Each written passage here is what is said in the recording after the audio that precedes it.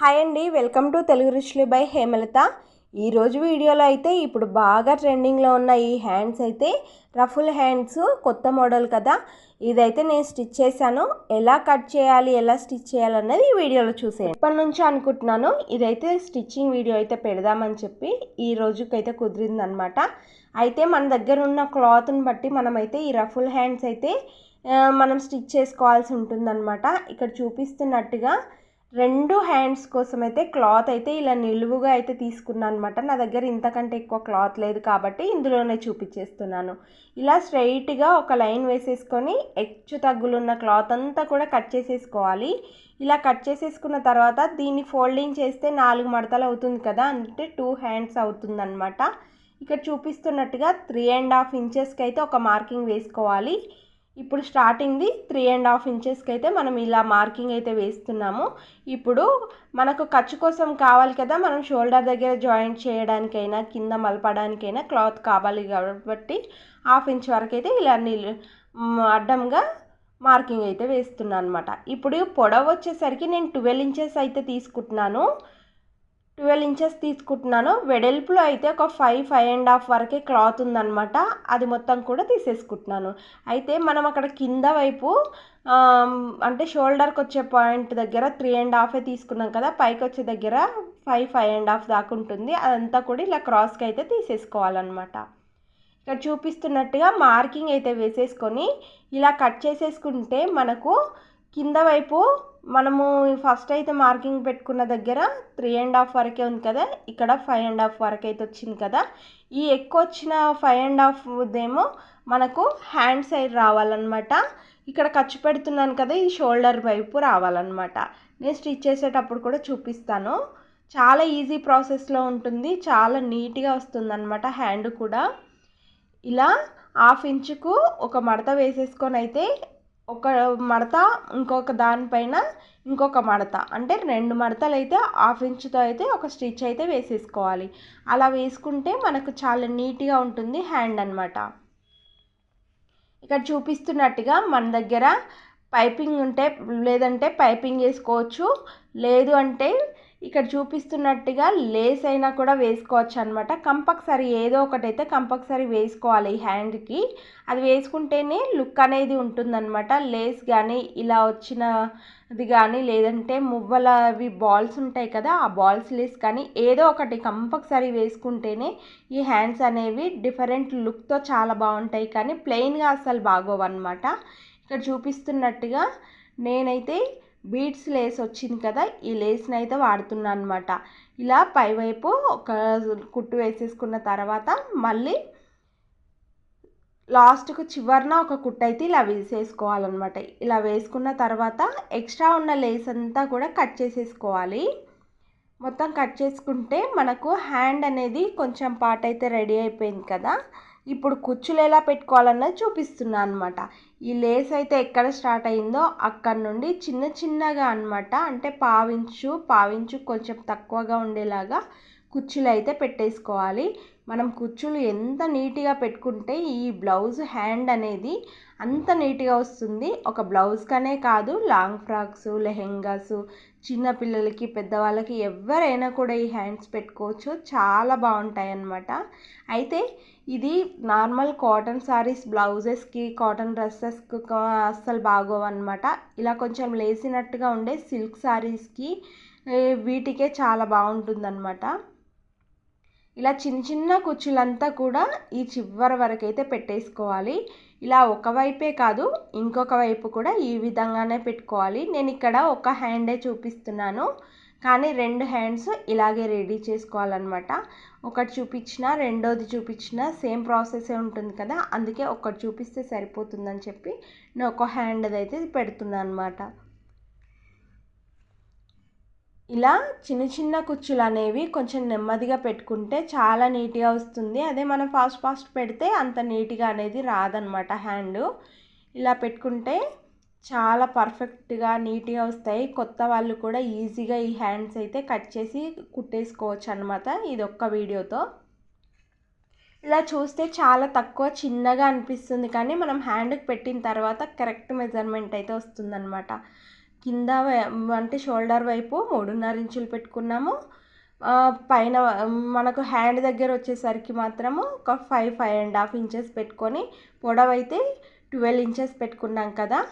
అంటే అటు ఇటు క్లాత్ అనేది ఖర్చులకు పోయినా కూడా మనకు ఎంత లేదన్నా 11.5 వరకు అయితే కంపల్సరీగా ఈ పొడవులో కుచ్చులు అయితే వస్తాయి అన్నమాట. కరెక్ట్గా సరిపోతుంది. ఇప్పుడు నార్మల్ హ్యాండ్స్ ఇలా స్టిచ్ చేసుకొని అయితే పెట్టుకోవాలన్నమాట. ఆల్రెడీ నేను నార్మల్ హ్యాండ్స్ స్టిచ్ చేసి అయితే పెట్టాను కదా, దాని ప్రకారం చూపిస్తున్నాను. షోల్డర్ మీద మనం జాయింట్ చేసుకునే దగ్గర సెంటర్ పాయింట్ నుంచి 2 ఇంచెస్ అటువైపు ఇటువైపు పెట్టుకోవాలి.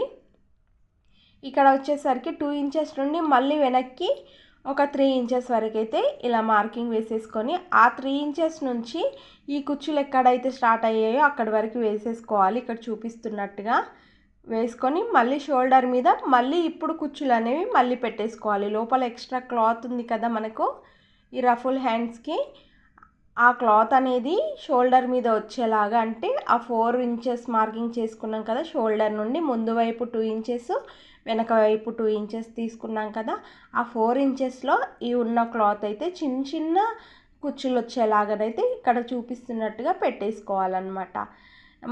మళ్ళీ మనము వెనక్కి 3 ఇంచెస్ ముందుకు 3 ఇంచెస్ ఎక్స్ట్రా పెట్టుకున్నాం కదా, అంటే షోల్డర్ నుండి మొత్తం 5 ఇంచెస్ వెనక్కి 5 ఇంచెస్ ముందుకైతే పెట్టుకున్నాం అనమాట. అదంతా కూడా కవర్ అయిపోవాలి అక్కడి వరకే అనమాట. ఇంకంతకంటే తక్కువ ఎక్కువ అయితే స్టిచ్ వేసుకోవద్దు.